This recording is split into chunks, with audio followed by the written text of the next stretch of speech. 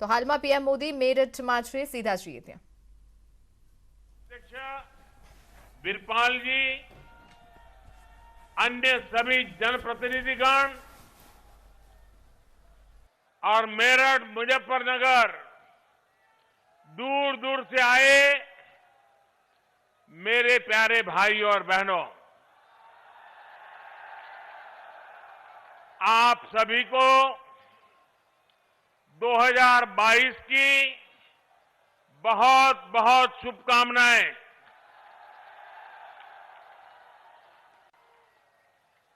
साल की शुरुआत में मेरठ आना अपने आप में मेरे लिए बहुत अहम है. भारत के इतिहास में मेरठ का स्थान सिर्फ एक शहर का नहीं है, बल्कि मेरठ हमारी संस्कृति, हमारे सामर्थ्य का भी महत्वपूर्ण केंद्र है. रामायण और महाभारत काल से लेकर जैन तीर्थंकरों और पंच प्यारों में से एक भाई धर्मसिंह तक मेरठ ने देश की आस्था को ऊर्जावान किया है. सिंधु घाटी की सभ्यता से लेकर देश के पहले स्वतंत्रता संग्राम तक इस क्षेत्र ने दुनिया को दिखाया है कि भारत का सामर्थ्य क्या होता है. 1857 में बाबा ओगडनाथ मंदिर और वहीं से आजादी की जो ललकार उठी, दिल्ली कूच का आह्वान हुआ, उसने गुलामी की अंधेरी सुरंग में देश को नई रोशनी दिखा दी. क्रांति की इसी प्रेरणा से आगे बढ़ते हुए हम आजाद हुए और आज गर्व से अपनी आजादी का अमृत महोत्सव मना रहे हैं. मेरा सौभाग्य है कि यहां आने से पहले मुझे बाबा ओगडनाथ मंदिर जाने का अवसर मिला. मैं अमर जवान ज्योति भी गया. स्वतंत्रता संग्राम संग्रहालय में उस अनुभूति को महसूस किया जो देश की आजादी के लिए कुछ कर गुजरने वालों की दिलों में एक लालायित थी. भाई और बहनों, मेरठ और आसपास के इस क्षेत्र ने स्वतंत्र भारत को भी नई दिशा देने में महत्वपूर्ण योगदान दिया है. राष्ट्र रक्षा के लिए सीमा पर बलिदान हो या फिर खेल के मैदान में राष्ट्र के लिए सम्मान, राष्ट्रभक्ति की अलख को इस क्षेत्र ने सदा सर्वदा प्रज्वलित रखा है. नूरपुर मड़ैया ने चौधरी चरण सिंह जी के रूप में देश को एक विजनरी नेतृत्व भी दिया. मैं इस प्रेरणा स्थली का वंदन करता हूं. मेरठ और क्षेत्र के लोगों का अभिनंदन करता हूं. भाइयों और बहनों, मेरठ देश की एक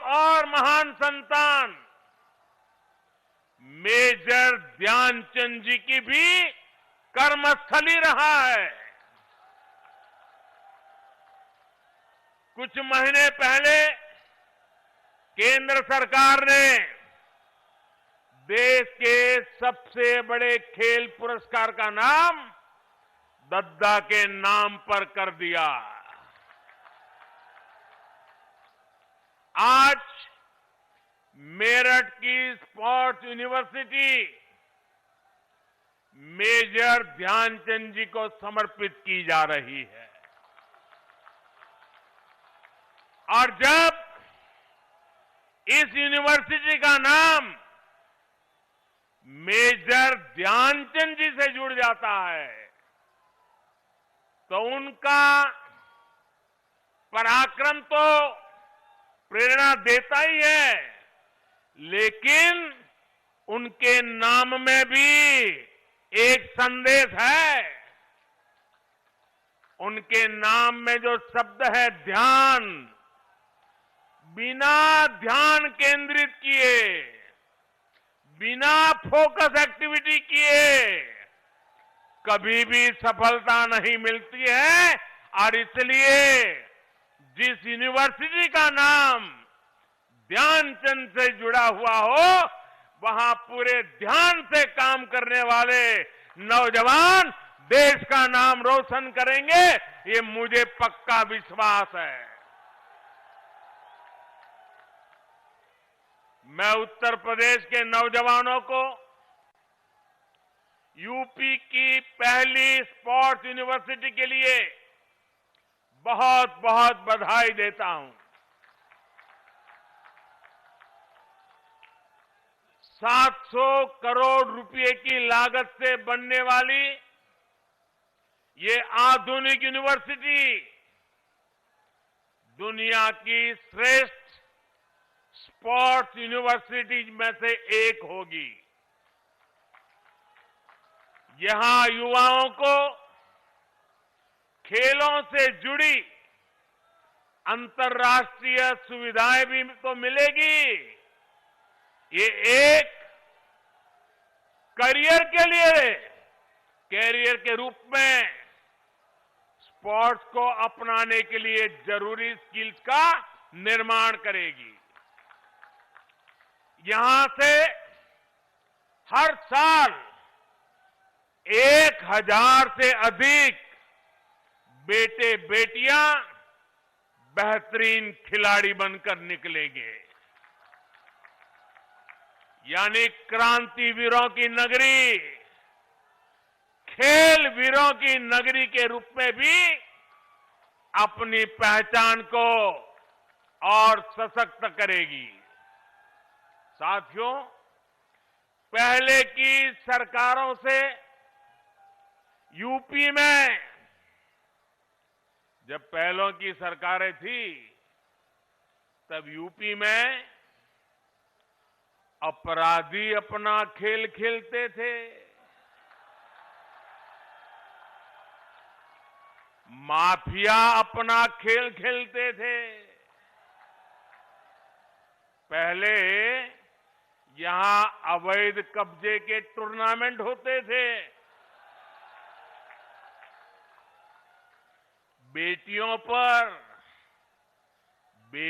पर फप्तियां कसने वाले खुलेआम घूमते थे।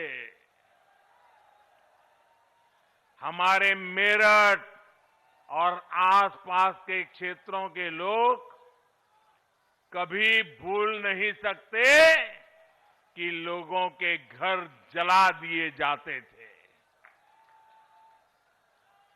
और पहले की सरकार अपने खेल में लगी रहती थी। पहले की सरकारों के खेल का ही नतीजा था कि लोग अपना पुश्तैनी घर छोड़कर पलायन के लिए मजबूर हो गए थे। अब योगी जी की सरकार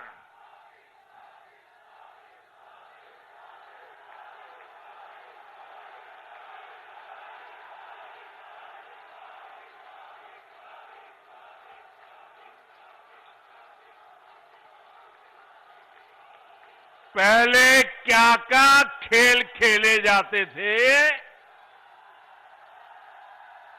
अब योगी जी की सरकार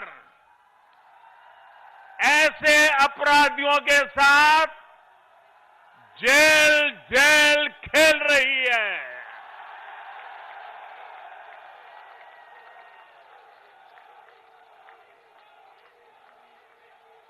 पांच साल पहले इसी मेरठ की बेटियां शाम होने के बाद अपने घर से निकलने से डरती थी। आज मेरठ की बेटियां पूरे देश का नाम रोशन कर रही है। यहां मेरठ के सोतीगंज बाजार में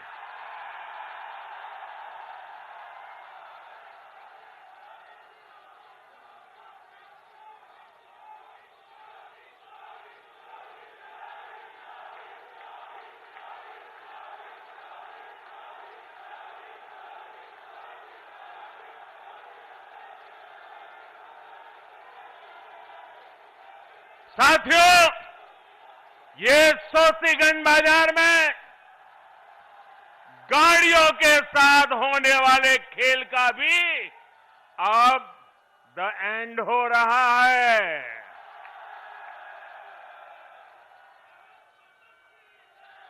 अब यूपी में असली खेल को बढ़ावा मिल रहा है। यूपी के युवाओं को खेल की दुनिया में छा जाने का मौका मिल रहा है। साथियों, हमारे यहां कहा जाता है, महाजनों येन गताः स पंथाः, अर्थात जिस पथ पर महान जन, महान विभूतियां चले, वही हमारा पथ है। लेकिन अब हिंदुस्तान बदल चुका है। अब हम 21वीं सदी में हैं और इस 21वीं सदी के नए भारत में सबसे बड़ा दायित्व हमारे युवाओं के पास ही है। और इसलिए अब मंत्र बदल गया है। 21वीं सदी का तो मंत्र है, युवा जनों, युवा जनों येन गताः स पंथाः। जिस मार्ग पर युवा चल दे, वही मार्ग देश का मार्ग है। जिधर युवाओं के कदम बढ़ जाए, मंजिल अपने आप चरण चूमने लग जाती है। युवा नए भारत का कर्णधार भी है। युवा नए भारत का विस्तार भी है। युवा नए भारत का नियंता भी है और युवा नए भारत का नेतृत्व करता भी है। हमारे आज के युवाओं के पास प्राचीनता की विरासत भी है, आधुनिकता का बोध भी है। और इसलिए जिधर युवा चलेगा, उधर भारत भी चलेगा। और जिधर भारत चलेगा, जिधर भारत चलेगा, उधर ही अब दुनिया चलने वाली है।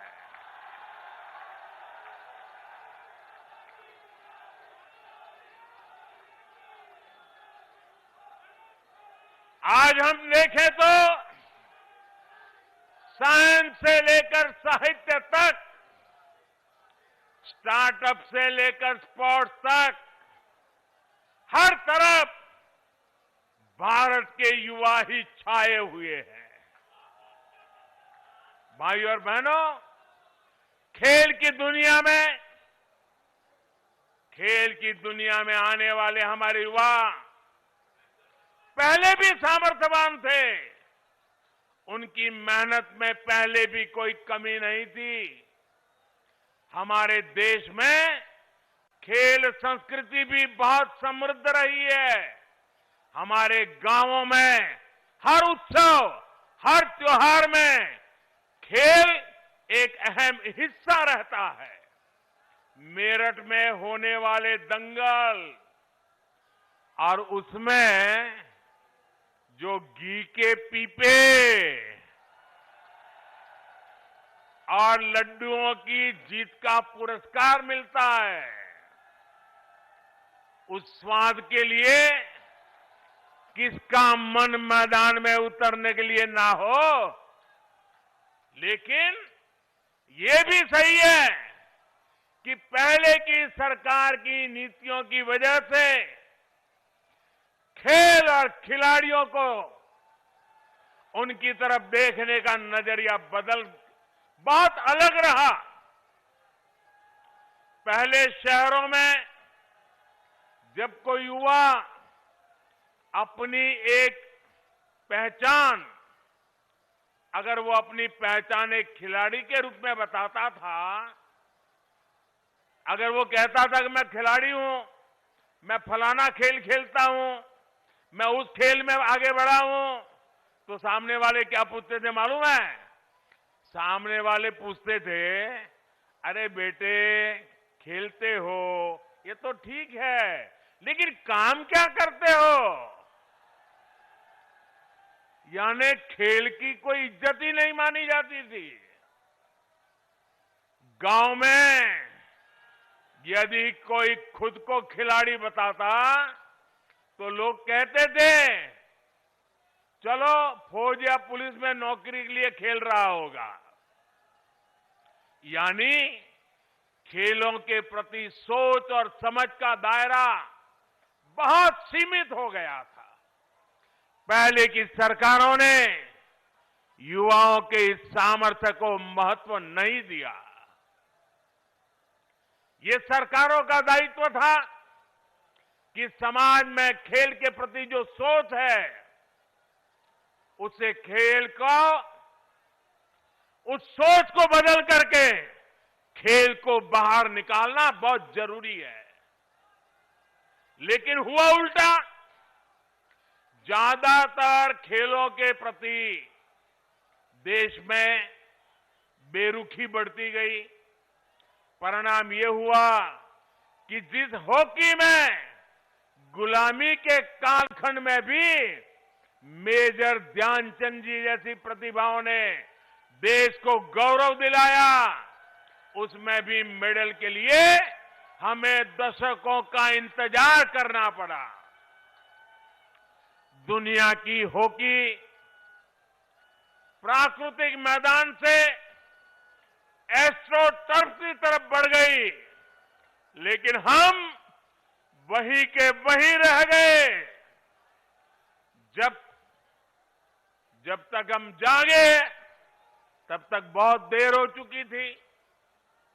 ऊपर से ट्रेनिंग से लेकर टीम सिलेक्शन तक हर स्तर पर भाई भतीजावाद, बिरादरी का खेल, भ्रष्टाचार का खेल, लगातार हर कदम पर भेदभाव और पारदर्शिता का तो नामो निशान नहीं।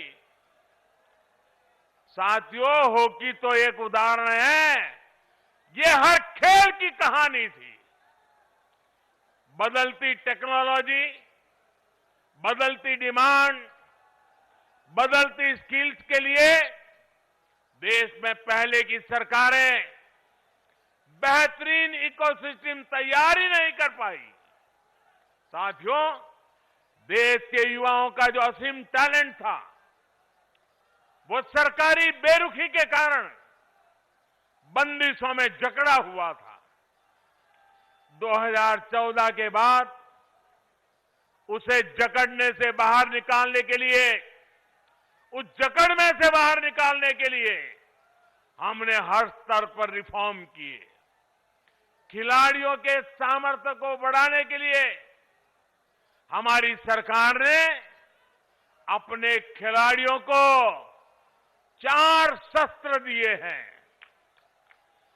खिलाड़ियों को चाहिए संसाधन, खिलाड़ियों को चाहिए ट्रेनिंग की आधुनिक सुविधा, खिलाड़ियों को चाहिए अंतर्राष्ट्रीय एक्सपोजर, खिलाड़ियों को चाहिए चयन में पारदर्शिता। हमारी सरकार ने बीते वर्षों में भारत के खिलाड़ियों को ये 4 शस्त्र जरूर मिले, इसे सर्वोच्च प्राथमिकता दी है। हमने स्पोर्ट्स को युवाओं की फिटनेस और युवाओं के रोजगार, स्वरोजगार, उनकी कैरियर से जोड़ा है। टारगेट ओलंपिक पोडियम स्कीम यानी टॉप्स, ऐसा ही एक प्रयास रहा है। आज सरकार देश के शीर्ष खिलाड़ियों को उनके खाने पीने, फिटनेस से लेकर ट्रेनिंग तक लाखों करोड़ों रुपयों की मदद दे रही है। खेलो इंडिया अभियान के माध्यम से आज बहुत कम उम्र में ही देश के कोने कोने में टैलेंट की पहचान की जा रही है। ऐसे खिलाड़ियों को इंटरनेशनल लेवल का एथलीट बनाने के लिए उनकी हर संभव मदद की जा रही है। इन्हीं प्रयासों की वजह से आज जब भारत का खिलाड़ी अंतर्राष्ट्रीय मैदान पर उतरता है तो फिर उसका प्रदर्शन दुनिया भी सराहती है, देखती है। पिछले साल हमने ओलंपिक में देखा, हमने पैरा ओलंपिक में देखा, जो इतिहास में पहले कभी नहीं हुआ, वो पिछले ओलंपिक में मेरे देश के वीर बेटे बेटियों ने करके दिखाया।